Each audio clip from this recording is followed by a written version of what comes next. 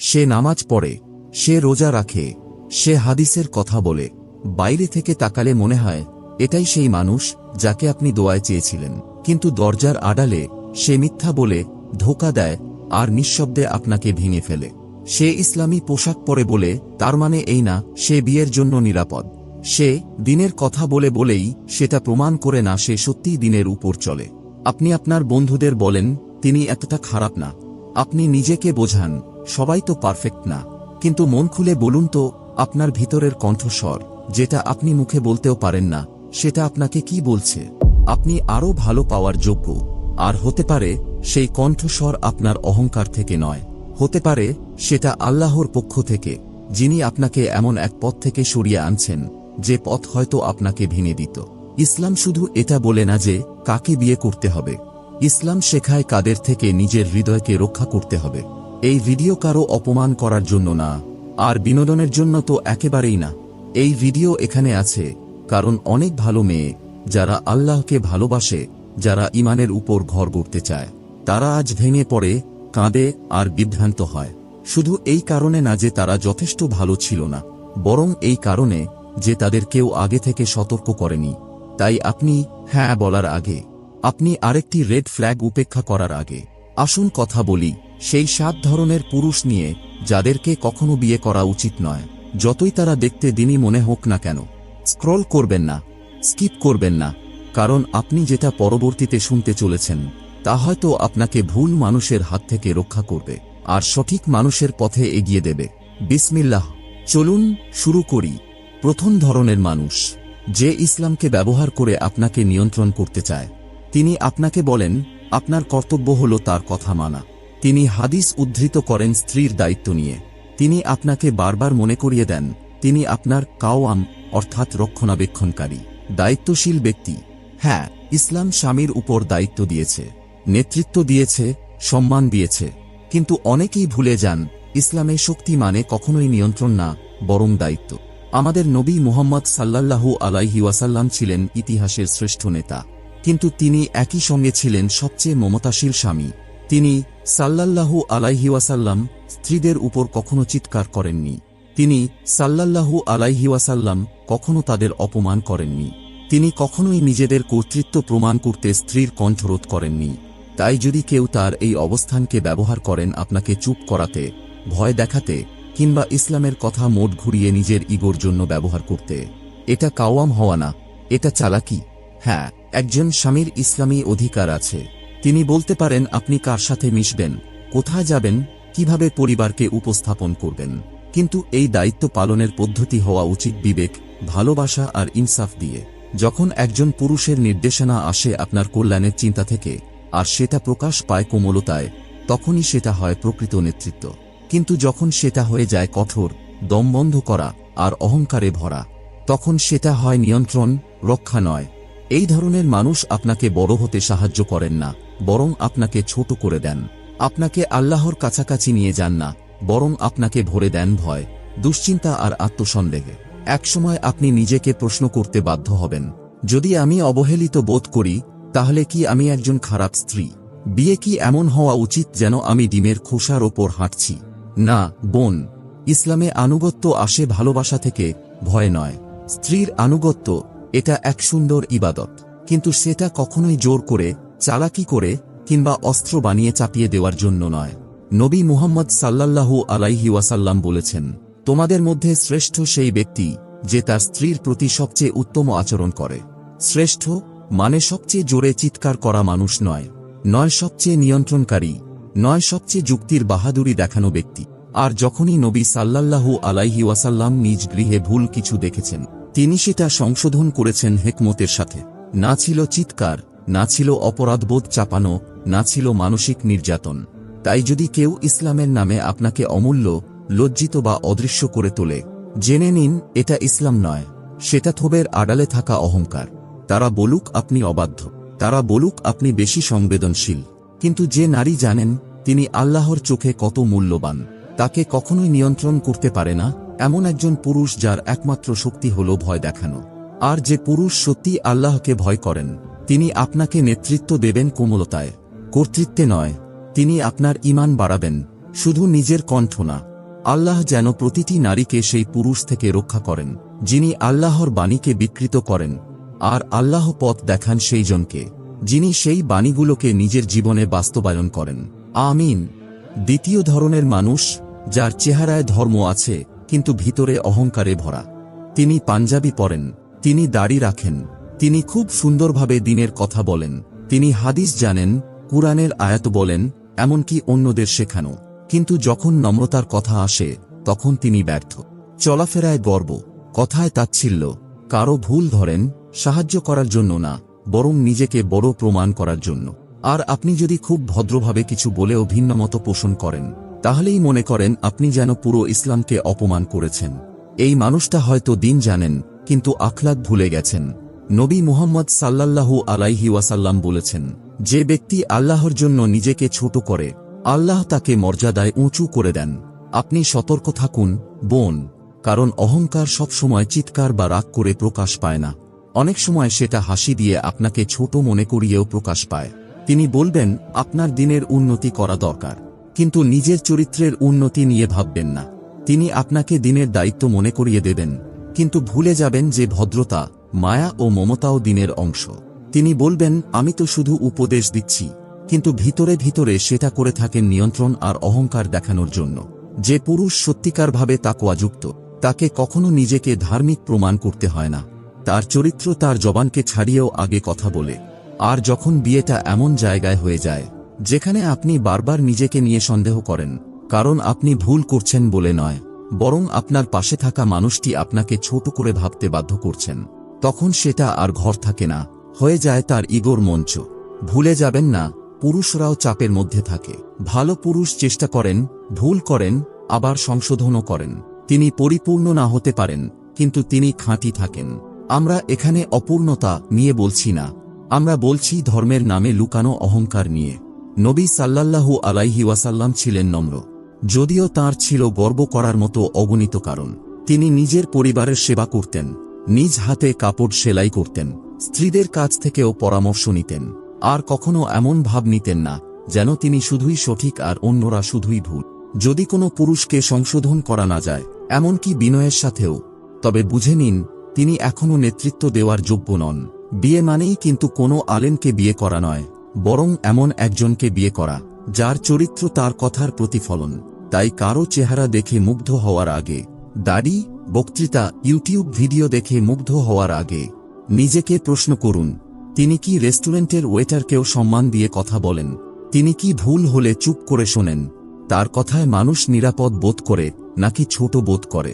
কারণ যদি তিনি শুধু মঞ্চে কোমল স্বরে কথা বলেন আর ঘরে এসে রুড হন, তাহলে বুঝে নিন তার কোমলতা নাটক, চরিত্র নয়। সবচেয়ে কষ্টের একাকিত্ব হল সেই বিয়ে যেখানে স্বামী মুখে দয়া শেখান কিন্তু আচরণে গর্ব দেখান। তিনি বাহ্যিকভাবে ধার্মিক, তিনি সব নিয়ম পালন করেন, কিন্তু তার হৃদয় কখনোই আল্লাহর সামনে নত হয়নি। তাই নিজেকে প্রশ্ন করুন, আপনি কি ছবির মানুষকে বিয়ে করবেন নাকি চরিত্রের মানুষকে?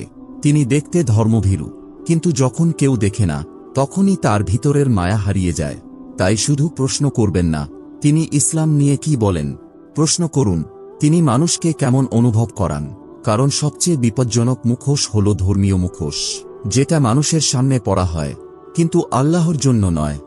নম্বর 3, যে আবেগের দিক দিয়ে সব সময় দূরে থাকে।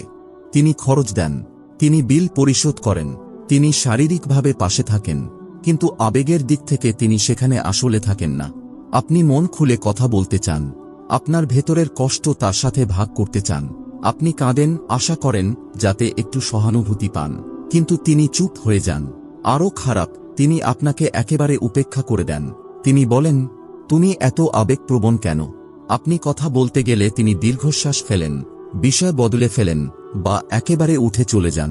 তার কাছে অনুভূতি মানেই ঝামেলা, আবেগ দেখানো দুর্বলতা, কাউকে মন খুলে শোনাটা অপ্রয়োজনীয়। এবং আপনি ভাবতে শুরু করেন, শুধু একটু বোঝার আশায় চাওয়াটা বোধহয় বেশি চাওয়া হয়ে যাচ্ছে। কিন্তু আপনি তো কোনো বিলাসিতা চাননি, আপনি শুধু চেয়েছিলেন একটু মনোযোগ। এই ধরনের মানুষ হাতে মারে না, চুপচাপ থেকে কষ্ট দেয়। বিয়ে মানে এমন একটা জায়গা হওয়া উচিত যেখানে আত্মা শান্তি পায়, যেখানে অনুভূতিগুলো নিরাপদ, যেখানে ভালোবাসা শুধু শোনা নয়, বোধ করা যায়। কিন্তু যখন আপনি এমন একজনের সাথে থাকেন যিনি আবেগের দিক দিয়ে নিজেকে বন্ধ করে রাখেন, তখন মনে হয় আপনি একা থাকছেন, যদিও সে বাড়িটা দুজনের জন্য বানানো হয়েছিল। এখানে একটু থামা দরকার, কারণ পুরুষের ওপরও অনেক চাপ থাকে যেগুলো তারা সবসময় প্রকাশ করে না। আর্থিক দুশ্চিন্তা, চাকরির চাপ, সমাজের প্রত্যাশার ভার। আর ইসলামেও পুরুষের কাঁধে দায়িত্ব থাকে। তাকে রোজগার করতে হয়, পরিবারকে রক্ষা করতে হয়, নেতৃত্ব দিতে হয়। এটা সহজ কিছু না, কিন্তু ইসলামী নেতৃত্ব মানে এই না যে আপনি হৃদয়ের চারপাশে দেয়াল তুলে রাখবেন। এর মানে হল করুণা দিয়ে দরজা খুলে রাখা। নবী মুহাম্মদ সাল্লাল্লাহু আলাইহি ওয়াসাল্লাম তার স্ত্রীদের কথা শুনতেন। যখন আয়েশা রাদিয়াল্লাহু আনহু কষ্ট পেতেন, তিনি তাকে এড়িয়ে যেতেন না। তিনি অপেক্ষা করতেন, তিনি লক্ষ্য করতেন, তিনি তার অনুভূতিকে গুরুত্ব দিতেন। আবেগের দিক দিয়ে পাশে থাকা মানে সব সময় কিছু বলা নয়।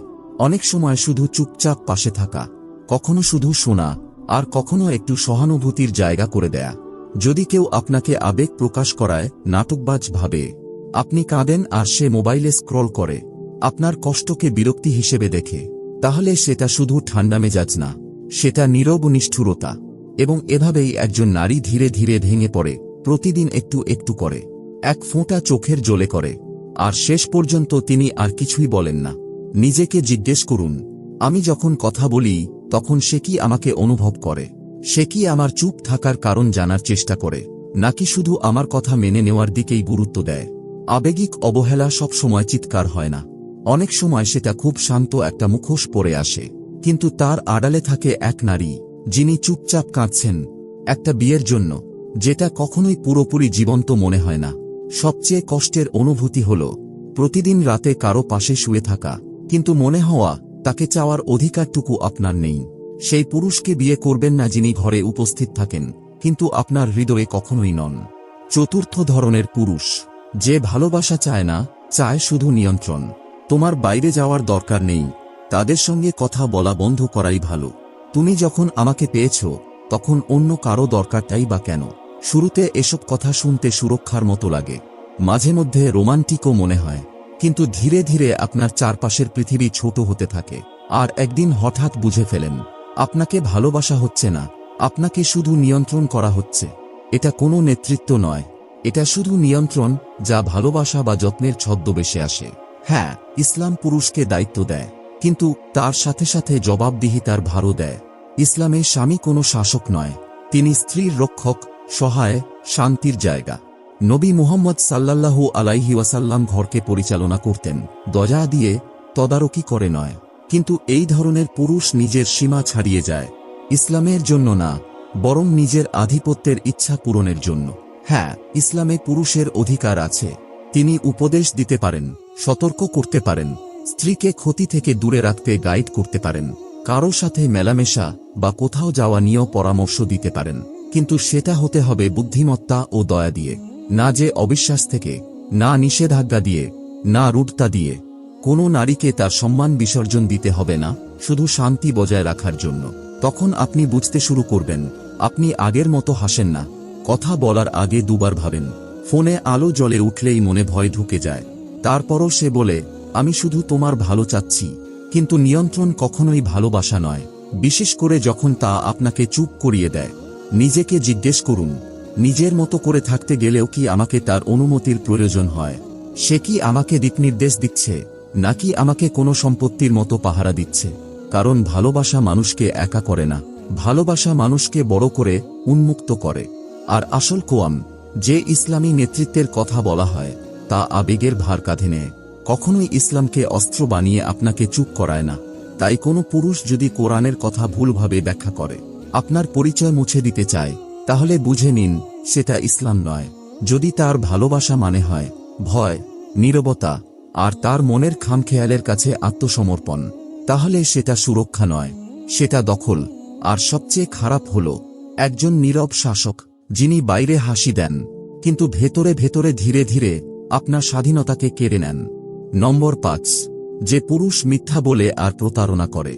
সবকিছু শুরু হয় ছোট্ট একটা ব্যাপার থেকে, একটা মেসেজ যা সে গোপন রাখে, একটা ফোন কল যেটা সে ইচ্ছে করে এড়িয়ে যায়, একটা গল্প যার ভিতর কেমন যেন গরমিল থাকে। আপনি শুরুতে তাকে সন্দেহ করেন না, একবার, দুবার, হয়তো আরও কয়েকবার। কিন্তু একসময় আপনি বুঝতে পারেন আপনি আর তাকে বিশ্বাস করছেন না, বরং নিজেকেই ভুল বোঝাচ্ছেন। এই ধরনের পুরুষ মুখে শান্ত হাসি রেখেই মিথ্যা বলে।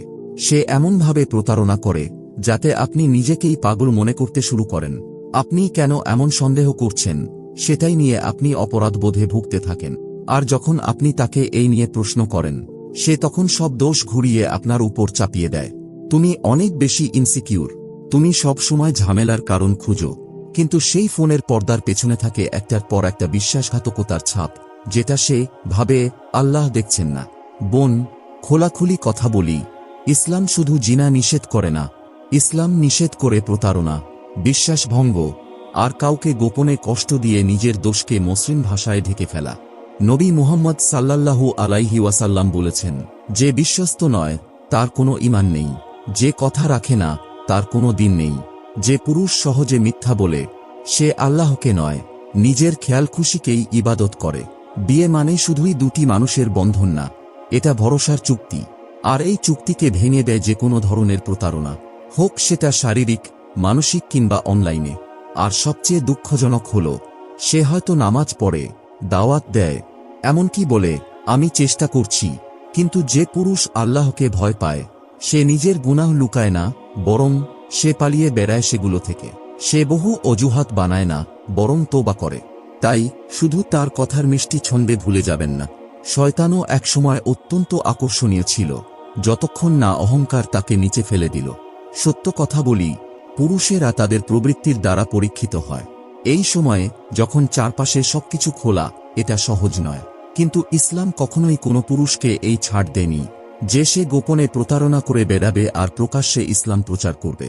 তাই যদি আপনি নিজের মনেই বারবার তার প্রতি সন্দেহ অনুভব করেন, তার ফোন সবসময় লক করা কিন্তু তার চোখ নিচু হয় না, তাহলে আপনি প্যারানয়েড নন, আপনি সতর্ক হচ্ছেন। নিজেকে প্রশ্ন করুন, সে কি কঠিন পরিস্থিতিতেও সত্যি কথা বলে? সে কি আমাকে কষ্ট দেওয়াকে ভয় পায়, নাকি ধরা পড়াটাকেই বেশি ভয় পায়? যে পুরুষ একবার পশ্চাতাপ ছাড়াই প্রতারণা করে, সে আবারও করতে পারে। আর যে চোখ না নাড়িয়ে মিথ্যা বলে, সে যে কোনো কিছুতেই মিথ্যা বলতে পারে। বিশ্বাসহীন একটা বিয়ে কখনোই নিরাপদ না, ওটা শুধু নিঃশব্দে সরে যাওয়া একটা আতঙ্ক। আর কোনো নারীকেই এই পৃথিবীতে তার মন, আত্মা ও ভালোবাসা এমন কাউকে দেওয়া উচিত নয় যে মানুষটা পিছনে গিয়ে সেই মনটা ভেঙে ফেলে। তাই কোনো লাল সংকেতকে উপেক্ষা করার আগে একবার ভাবুন। সবচেয়ে বড় বিশ্বাসঘাতকতা কেবল স্বামী স্ত্রীর মাঝে নয়, তা হয় আল্লাহর সাথে বান্দার সম্পর্কেও। আর যদি কেউ গোপনে প্রতারণা করে তারপর মুখে বলে ওয়াল্লাহি, তাহলে সে পুরুষ নয়, সে এমন একজন যে নিজের হৃদয়টাই বিক্রি করে দিয়েছে। নম্বর 6, যে পুরুষ খারাপ অভ্যাসে আসক্ত। সে চিৎকার করে না, সে মারেও না, বরং সে বলে আমি তোমায় ভালোবাসি। কিন্তু যখনই সম্পর্কটা একটু স্থির হয়ে ওঠে, সে আবারও সেই পুরনো পথে হাঁটে। ঘন্টার পর ঘন্টা কোথায় থাকে খোঁজ থাকে না। সে মিথ্যা বলে যে সে কোথায় ছিল, তার টাকা গায়েব, মন অস্থির, প্রতিশ্রুতি সব ভেঙে যায়। আপনি বিশ্বাস করতে চান, আসলে আপনি বিশ্বাস করেন কারণ সামনে দাঁড়িয়ে থাকা মানুষটা খারাপ না, সে আহত, সে চেষ্টা করছে। কিন্তু কঠিন সত্যটা কি জানেন? ভালোবাসা কখনোই এমন জিনিস সারাতে পারে না যেটা শুধুমাত্র তাকওয়া সারাতে পারে। যখন একজন পুরুষ কোনো আসক্তির শৃঙ্খলে বন্দী, হোক সেটা জুয়া, মদ, নেশা অথবা লুকানো কোনো গুনাহ, তখন আপনার ভালোবাসা একা কিছুই বদলাতে পারবে না।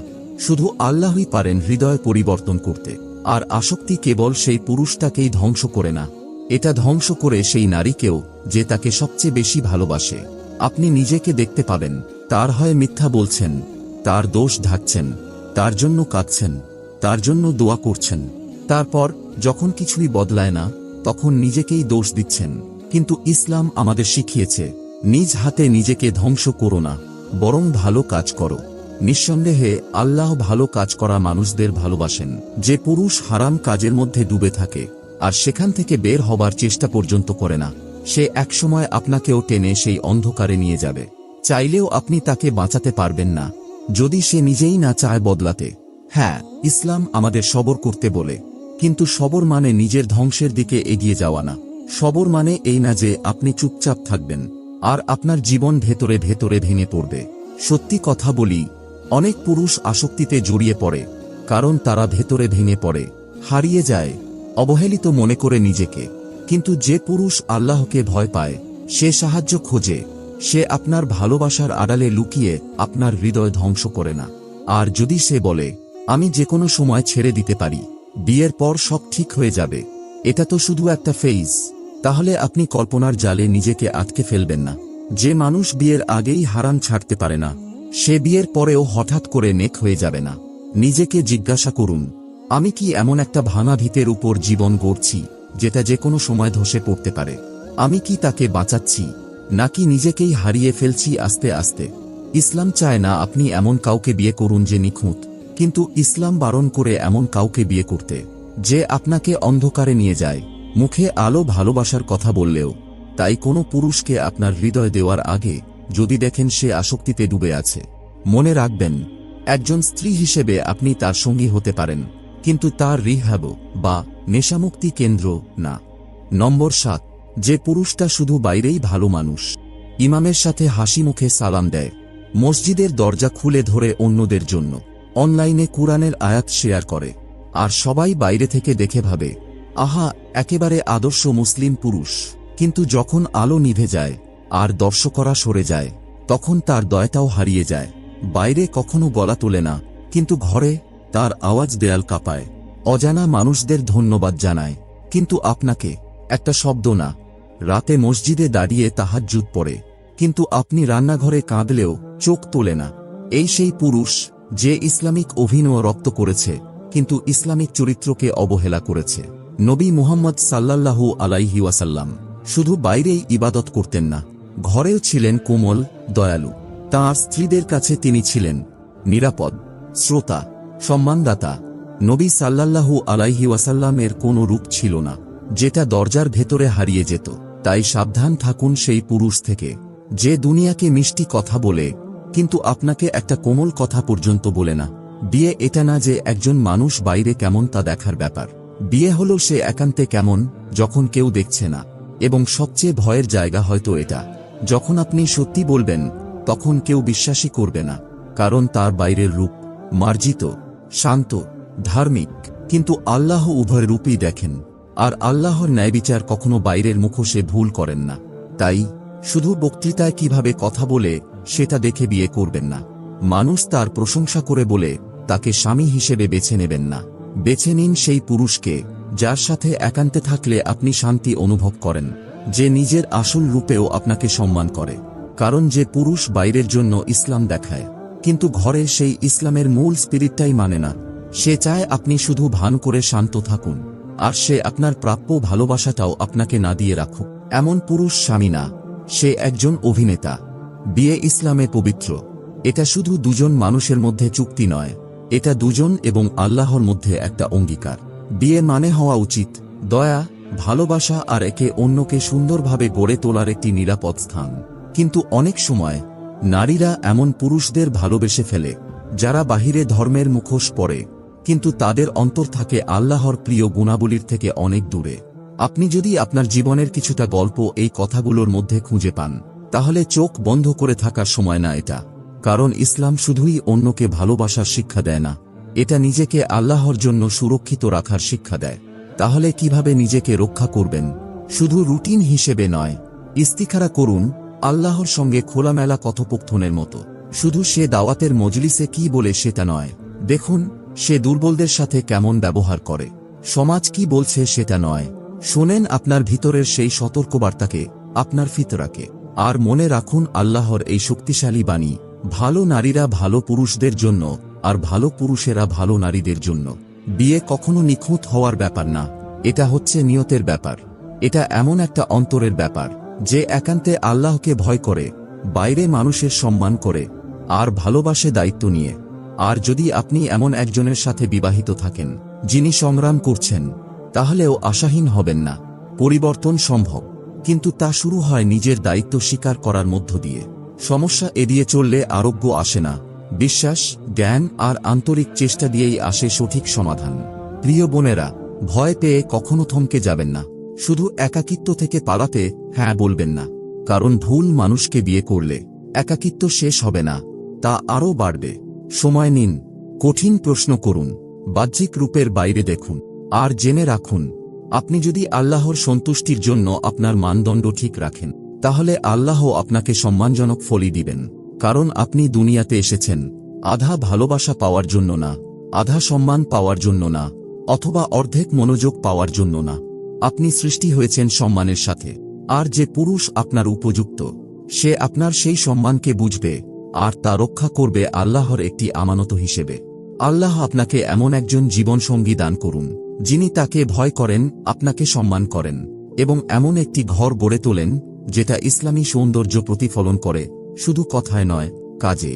যদি আপনি এই ভিডিওর একদম শেষে এসে থাকেন, কমেন্টে একটা ছোট দোয়া লিখুন, হোক সেটা যত সহজ।